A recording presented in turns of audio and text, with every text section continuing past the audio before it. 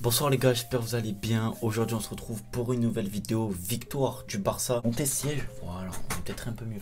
Victoire du Barça, 3 buts à 2 face au Betis. Qu'est-ce que ça aurait été dur. On va revenir un petit peu sur le match parce que ce match est loin d'être parfait, ça c'est une certitude.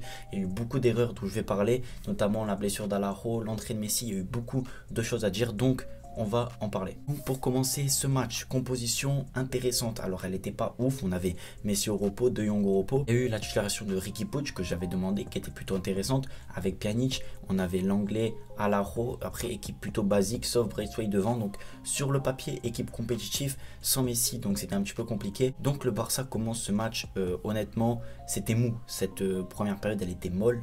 Et on manquait clairement de profondeur vers l'avant. C'est-à-dire qu'il n'y avait pas d'appel dans le dos de la défense, beaucoup de passes latérales. Donc en vrai, il n'y avait pas beaucoup de choix pour que le Barça mette en difficulté cette équipe du Betis. Et ensuite, on a eu ce petit but qui est arrivé. Donc pour moi, est-ce qu'il est mérité ou pas? Je sais pas. En tout cas, il n'y avait pas beaucoup d'actions, mis à part la tête de l'anglais qui rate complètement sa tête. Du coup, c'était vraiment l'action numéro 1 du Barça qui aurait pu leur donner l'avantage. Peut-être changer la physionomie du match.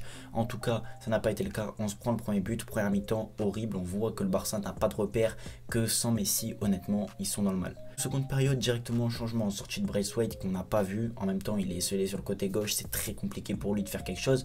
Entrée de Pedri qui s'est mis en valeur à l'entrée de Messi et à l'entrée un petit peu de Trincao, sinon il était un peu timide, il n'a pas redynamisé cette équipe du Barça je trouve. Ce match se passe un petit peu pareil que la première période jusqu'à l'entrée du maître, Lionel Messi, il rentre. Il n'y a pas à discuter. Ce mec est tout simplement stratosphérique, incroyable, il n'y a rien à dire.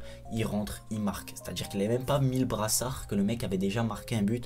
C'est incroyable. Et on se rend compte surtout que cette équipe sans Messi est au plus mal. Je suis triste, honnêtement je suis très déçu du Barça sans Messi parce que l'après Messi s'annonce vraiment très compliqué. Je ne vois pas le Barça voilà, honnêtement surclasser la Liga ou même voilà, concurrencer les têtes du championnat sans Lionel Messi. On a vu que le Real sans Cristiano arrive à être champion, arrive à concurrencer un petit peu voilà, le Barça, l'Atlético, etc. Est-ce que le Barça sans Messi y arrivera? Pour le moment en tout cas c'est pas possible. On le voit, c'est très compliqué. Pas grand chose à se mettre sous la main sans lui. Il rentre, il redynamise le jeu, il change complètement la physionomie. C'est ça qui est incroyable en fait. C'est qu'il n'y a même pas, il met pas du temps à se mettre en route, 10-15 minutes. Non, c'est directement sur son premier ballon. On sent que les joueurs se mettent à son service, que les joueurs ont envie d'accélérer, ont envie vraiment honnêtement de pousser, de marquer ses buts et honnêtement se donner plus que quand il n'est pas là. Donc on peut que remercier Messi. Il rentre, donc il marque, etc. Après on remarque encore, superbe passe de Alba, Griezmann qui rate un peu sa frappe, qui rate complètement d'ailleurs, but contre son camp. Là je me dis ok, le Barça a eu un temps de réaction énorme quand même, réaction, tu perds 1-0, donc certes Messi change le match mais quand même la réaction globale de l'équipe est bonne, on passe à 2-1, puis ensuite on se reprend un vieux but. On a vu la difficulté qu'on a sur les corners, ça reste incroyable. Franchement, honnêtement, si ça continue comme ça face au PSG ou même face au Real et à Atlético, surtout face à Atlético, on va se faire laminer. Il faut absolument corriger ces problèmes défensifs sur corner, c'est sur coup franc, qu'est-ce que je raconte, sur coup franc, sur les coups de pied arrêtés tout simplement, sinon on va se faire bouffer et ça c'est une certitude. Donc là, voilà, on baisse un peu de régime, le Betis prend l'avantage au niveau du moral, c'est-à-dire qu'on se reprend un coup sur la tête de 2 et là, grosse réaction encore une fois, Trincao qui vient planter son but, c'est mérité pour lui parce que depuis quelques semaines, depuis quelques matchs qu'il fait, il est un peu meilleur. C'est pas le Trincao qu'on attendait de Braga ou de début de saison, de la pré-saison, mais en tout cas c'est un Trincao avec l'envie.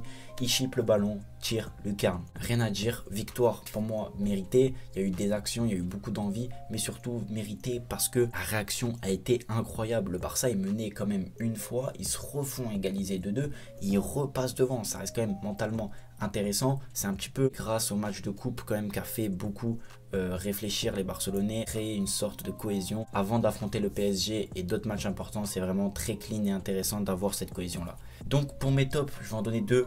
Messi bien évidemment, Dembélé. Alors ces deux joueurs ont été incroyables, surtout la connexion Messi-Dembélé quand Messi est rentré. Dembélé il a provoqué, ça a été le seul un petit peu même en première période à tenter des choses, et Messi pour son entrée tout simplement stratosphérique. Je pense qu'il n'y a pas d'autre mot à dire. Mes flops, il y en a 2, Mingueza et Pjanic. J'ai pas du tout aimé Mingueza côté droit, je continue à le répéter. Défensivement, c'est trop faible. Défensivement, c'est trop faible. Il se fait boire à chaque fois. Pour moi, je n'aime pas Mingueza à droite. Et Pjanic, tout simplement parce que il a beaucoup trop de mal à rentrer dans ce système-là.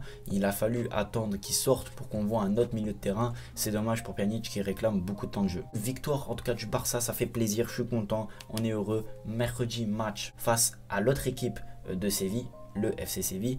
On verra bien comment ça se passera, match aller-retour. On se déplace d'abord à Séville, puis ensuite on reçoit, je crois, 4 matchs d'affilée au Camp Nou. On aura la possibilité de grappiller des points et encore une fois de se rapprocher de l'Atlético en championnat et pourquoi pas aller chercher une finale en coupe. Donc voilà, sur ce, moi les gars, je vous dis à la prochaine. J'espère que la vidéo vous aura plu. N'hésitez pas à vous abonner. Ciao, ciao.